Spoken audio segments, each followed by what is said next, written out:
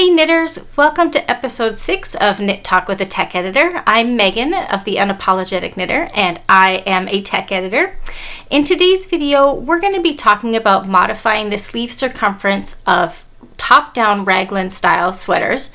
There's some great visuals in today's video, a little bit less math. Well, math is always part of it, but more physical visuals that I'm going to walk you through to help you modify. And I really heard you about visuals.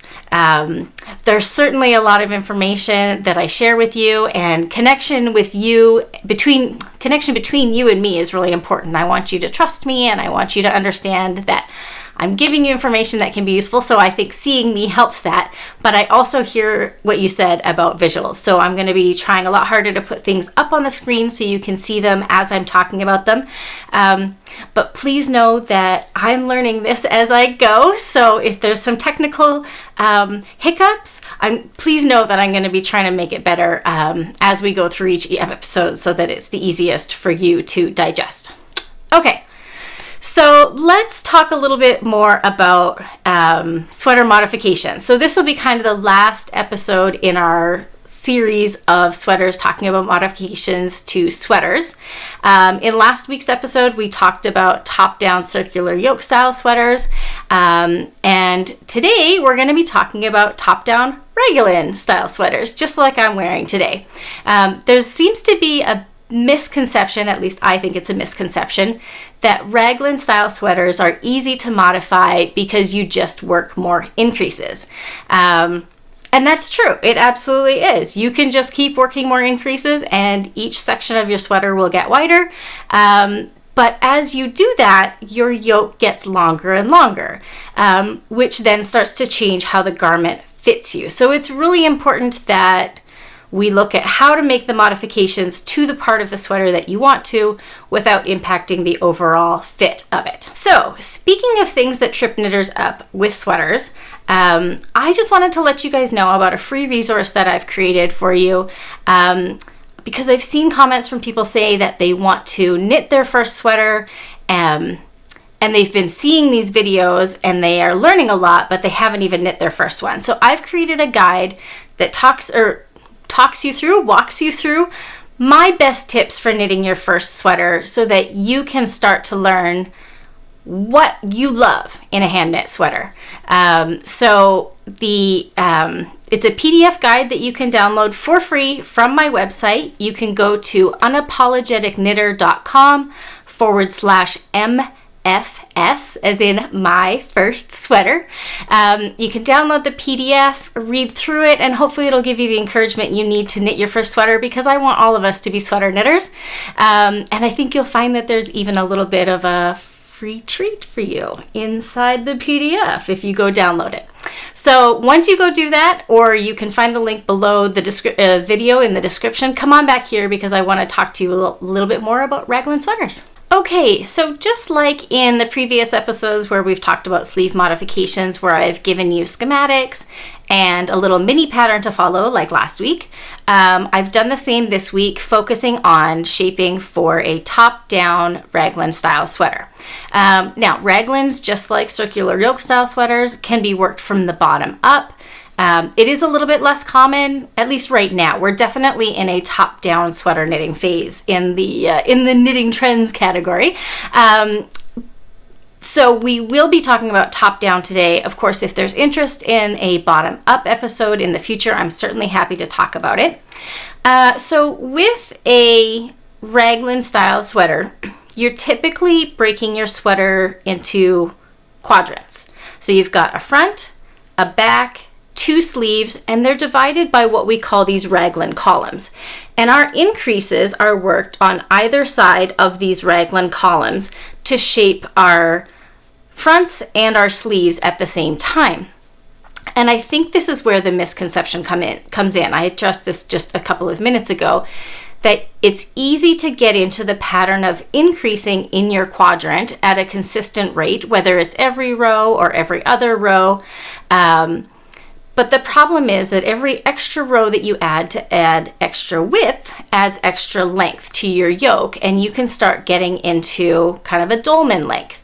So if I show you this, I've got a nice long yoke because I had expected to wear this over like denim shirts. I think it's super cute to wear raglan sweaters over like a denim chambray. But I didn't, but now it's just too hot today. I'm actually showing this for example purposes, but I'm very hot. So as you add that length, you get into the dolman territory, and it starts to really impact the way that the body fits you. It won't necessarily be as fitted, and it just hangs a little differently. So maintaining the depth of your yoke is really important.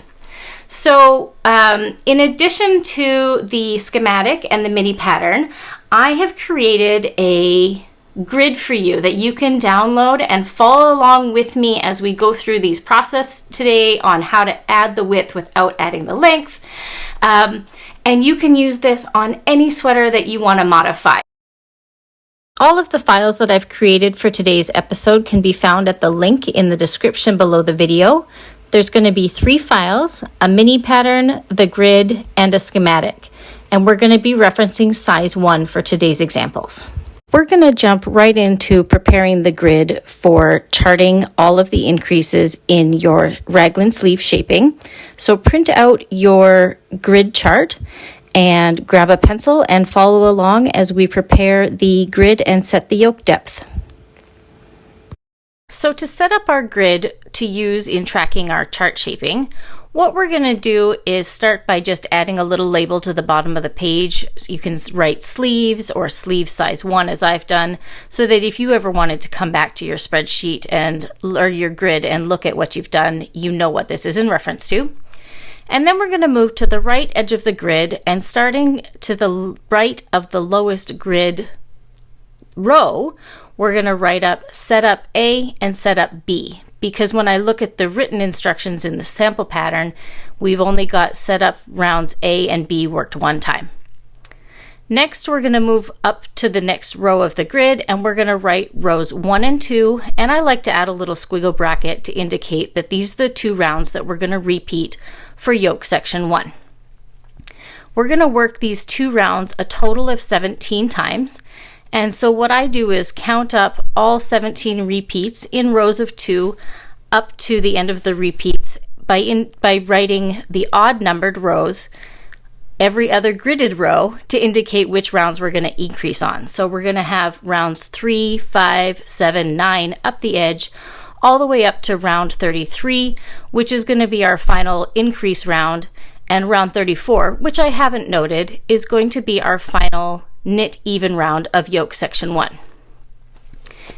Immediately following that 34th round, I'm going to draw a horizontal blue line to visually indicate that this is the end of yoke section 1.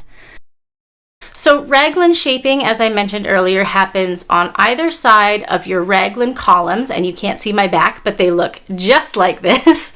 And when I say full raglan shaping, I mean we're working increases in the front of the sweater to widen it, as well as on each edge of the the sleeve stitches, so that as our body stitches increase, our sleeve stitches increase at the same rate. So that's what I mean by full. We're going to increase 2 stitches in each quadrant, or 8 stitches over the course of the round. Immediately above the blue line we just drew to indicate the end of yoke section 1, we're going to start indicating the rounds that we need to work for yoke section 2. We have rounds 1 and 2, that we're going to work 2 times total for size 1. So we're going to write rows 1 and 2 immediately above that blue line and use the little squiggle bracket to indicate that that's our repeat. And then we're going to show 1 more repeat as rounds 3 and 4. Once we've done that, we're going to draw a pink line across the chart to indicate the end of yoke section 2, which is also the end of all raglan shaping in the sweater before we divide for sleeves. When we add up setup rounds A and B, our 34 rows of yoke section 1, and our 4 rows of yoke section 2, we now know that our entire yoke depth from your, whatever your cast on point is. In this case, it's relative in this sample pattern relative to the bottom of the ribbing to the sleeve divide is 40 rows. We've just drawn them up the side of the chart. Right here, we've got our total 40 rows that we work. And that is going to be our key indicator of what we need to maintain as we increase the sleeve circumference. We don't want to add extra rows beyond the 40 rows so that we maintain the depth of our yoke. So for those of you who really love math, because I can't do an episode without any math, those 40 rows translate directly to the yoke depth that's in the schematic that shows for size 1, the yoke depth is 6 inches. Again, that's from the bottom of the collar to the separation of the underarms is 6 inches measured straight down at the center front. The reason I know this is because our row gauge is 26 rounds over 4 inches or 10 centimeters, and I am going to include the metrics here. 40, the total number of rounds that we've worked, divided by 26, which is our row gauge, gives us a number that I didn't write down. Of course I didn't write it down. Let me calculate that really quickly. 40 divided by 26 is, okay, roughly 1.54. Okay, so to convert that to inches, we're going to multiply that 1.54 by 4 because we measure our 26 rounds over 4 inches. If you are working in metric, you're going to take that 1.54, which again is your 40 rounds divided by your row gauge of 26, and we're going to multiply it by 10 because 4 inches roughly converts to 10 centimeters. And that works out to be about 15 centimeters. At a direct conversion, it's actually 15.4 centimeters. So there's always some rounding that occurs when we convert from inches to centimeters or centimeters to inches. So if you're someone who's always working in metric, you're going to take the number and multiply it by 10 to get your centimeters. If you're working in US units, you're going to take your number and multiply it by 4. Okay, so now it's time to grab your colored pencils, and I'm going to walk you through how to chart out all of the stitches that we see in the written instructions together. Basically what we do is, or what we want to do is start sort of in the center of the chart horizontally when we start on setup round A, and that just allows us to add all of our stitches to increase outwards without running off the edge of the chart. Okay, so let's get that chart back up on the screen and talk about what we're going to do. Starting at roughly the center of your chart, we're going to draw in using our lightest color. In my case, it's a yellow Sharpie. We're going to color in one stitch with a yellow. We're going to color in one stitch with a purple to indicate the yarn over. We're then going to color in 4 next stitches in yellow to indicate the K4.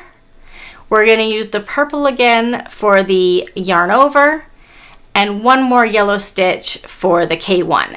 So the purple stitches are going to indicate any increased stitches that you have to make while you work the raglan, and then the yellow stitches are going to be basically the resulting stitches or the stitches on either side of and between your increased stitches. So the written instructions for setup round A, the K1 yarn over, knit 4, yarn over, K1 uses 6 active stitches, right? 1 stitch for each of the knit 1 or knit 4. But the resulting stitch count after we work setup round A is 8 stitches. So because we've added 2 stitches to our original 6 that we had between our markers. So setup round B is just going to be 8 stitches all in yellow that you're going to color across the second grid row, centered exactly over the 6 or the 8 stitches that you worked on setup round A. So next we're going to focus on rounds 1 and 2 and their repeats. So each working of round 1, so that we're going to work it 17 times total, we add 2 stitches to the sleeve quadrant so it gets wider. And then the yarn over increase will always be worked after a knit 1 or before a knit 1, so that the yarn over is 1 stitch into the sleeve.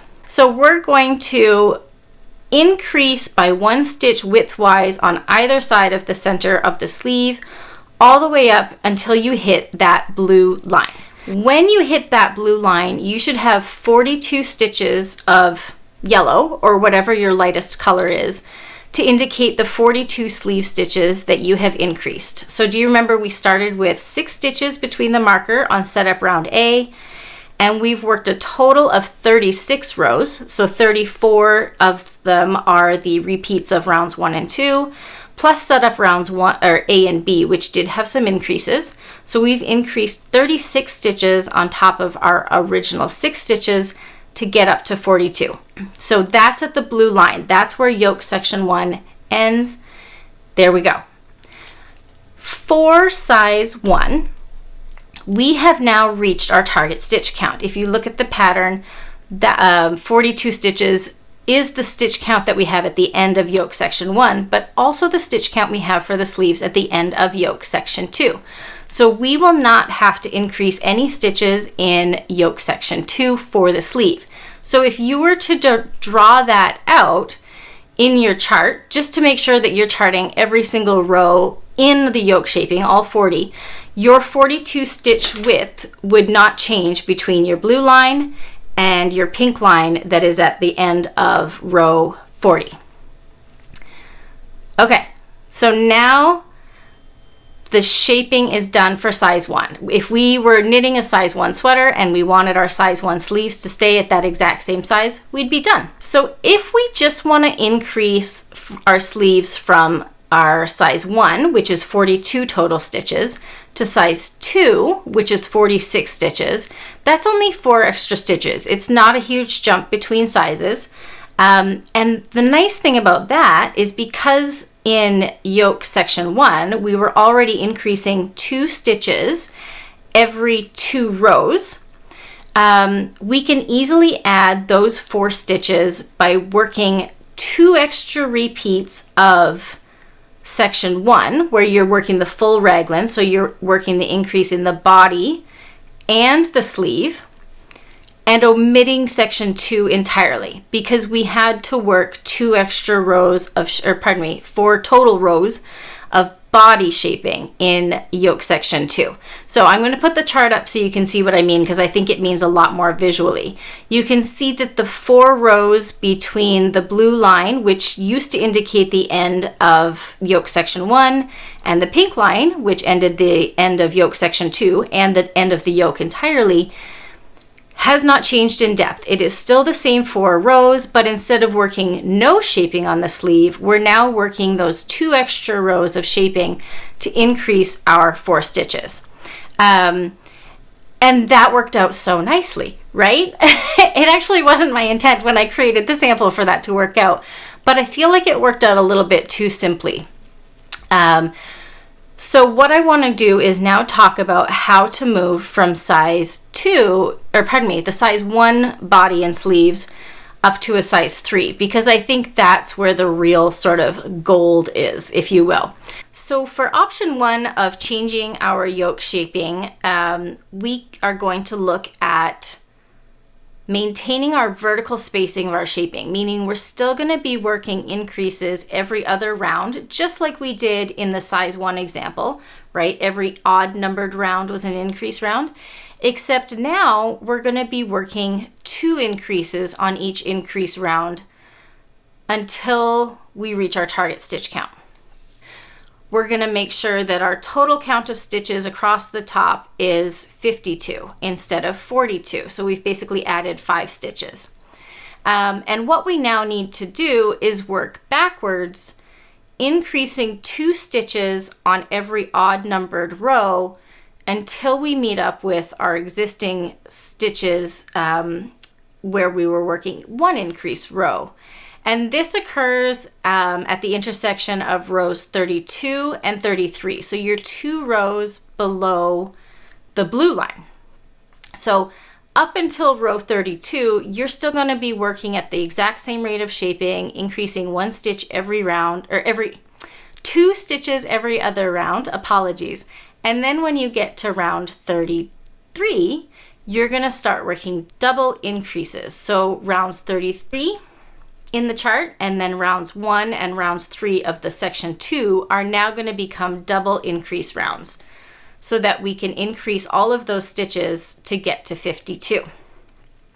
What you're going to notice is that the slope of the armhole changes. So if we say that we've been going at roughly a 45-degree angle, as you work those double increases, our slope is going to change at the bottom. So if this was our original, we're now flaring out a little bit. And so that's why we want to work the extra increases at the bottom of the yoke as opposed to the top. We want to be as consistent as we can until we have to add those extra stitches to make the armhole a little bit wider at the bottom. So option 2 is going to be very similar insofar as we're going to chart out right below the pink line at our 40th row, our 52 stitches that we need to target. But instead of working increases in doubles where you increase 2 stitches every increase round, you're going to work an increase round every round rather than working 2. So the difference being that you are changing the rate of spacing in terms of its vertical distance. So instead of increasing every other round, you're now increasing every round. But you're not changing how many stitches you increase on every round. It'll still just be 2 stitches on each round rather than 1. The same adjustment to the slope occurs, right? Because you're working consistently, and then all of a sudden we're adding extra stitches. So you get kind of a bell shape. I much prefer to do every round increases and maintain the single stitch increase at each edge as opposed to the double, but I recommend you try both. See if you prefer one over the other. I do find that there is a small visual difference in how my stitches adjacent to the raglan column look when I change from every other round to every round. It just tightens up a little bit, but I don't love the look of the double increase, but both work. There's nothing right or wrong about either one of them. It's really just a preference. All right, so now we've adjusted the body and the sleeve shaping. Well, we haven't adjusted the body. Actually, the body has stayed the same. We've just adjusted the sleeve shaping so that the target yoke depth is what it needs to be for the pattern, but the sleeves are a little bit larger. When we go to put the sleeve stitches on hold, just like in episode 5, we want to be sure of 2 things. The first is that we're placing the number of stitches on hold for the size of sleeve that we're making. So if you're making the size 1 body, but the size 3 sleeve, you're going to make sure you put 52 stitches on hold for your sleeves. But we're also making sure that we're casting on the number of stitches at the underarm for the body. As I mentioned in the last episode, I like to set up my patterns so that they have the same number of stitches cast on for every size. I just think it makes the math a lot easier, and it makes the ability to modify between sizes a lot easier. But if you, for example, are knitting a size 1 body and it has you cast on 8 stitches, but the size 2 body, no, let's use the same size 3 example. If the size 1 body has you cast on 8 stitches, but size 3 wants you to cast on 10 stitches, you have to maintain this number of stitches that you cast on for the body per size 1. So you're going to stay with the 8 stitches cast on. Once you've divided out your sleeves and your body, you're going to continue the body of the sweater exactly as it's written with no further modifications. And when you get to the sleeves, you're going to follow all instructions for the size 3 sleeve. So you're going to place your 52 stitches back on the working needle, and you're going to pick up and knit stitches at the underarm to complete the sleeve as per size 3. So going back to my previous example, if your pattern does not have the same number of stitches cast on for every size, you want to make sure that you're picking up and knitting stitches for the size 3 sleeve. That may mean that you have to pick up additional stitches relative to what you cast on at the underarm for the body, but that's okay. There's always a little bit of a gap there between the live sleeve stitches and the stitches that we cast on at the underarm to finish the body. So you can always make up those extra stitches in there, and it kind of helps close up any gaps that you might have otherwise had by picking up just the exact number of stitches. Okay, so how are we all doing? This was a really big departure from our usual methodologies of talking about just math. I hope you enjoyed the visuals of it, and I hope that the visual will sort of cement for you how to make the changes without making your depth of your yoke longer. So, just like last week, a couple of things to consider if you're going to be modifying a raglan sweater like this. Is there a stitch count or color work motif that you have to maintain throughout the yoke depth? And if so, is it going to work with your modifications?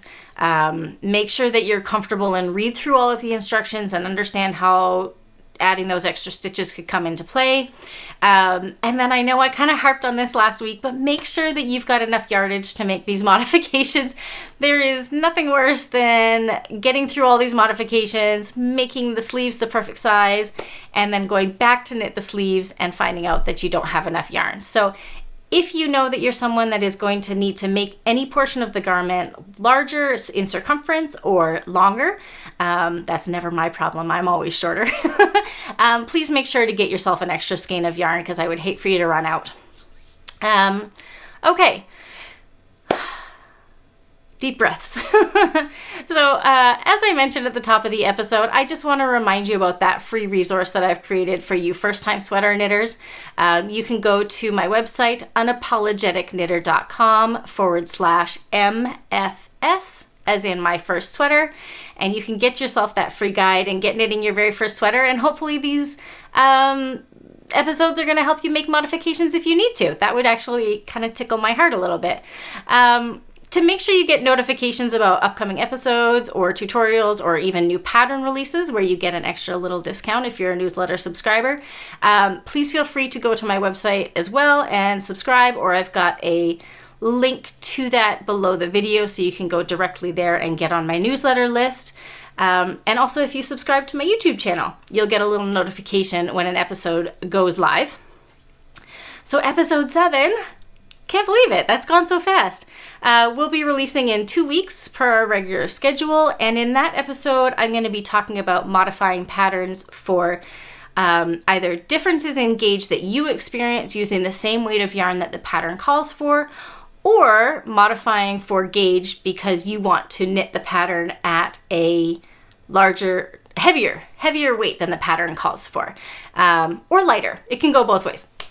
So for that class, or that episode, not a class, for that episode, we're going to be referencing a pattern that I released a few weeks ago called the Learning Hat.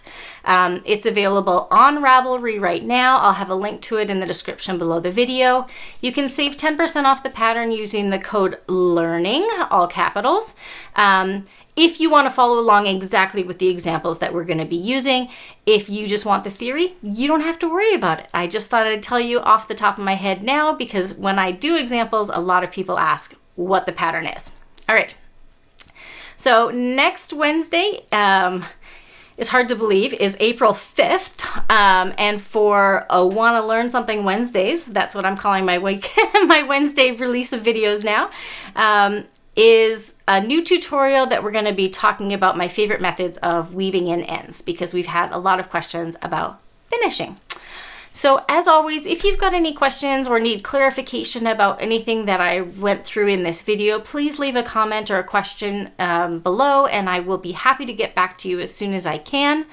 And if you have ideas for future discussion topics in these episodes, there is a link to the discussion forum, where you can send in your ideas and I'm happy to talk about them in future episodes. Thank you so much for being here. I know it was a lot of information, but I'm really excited to be on this knitting journey with you. Thank you again and have a great week and happy knitting.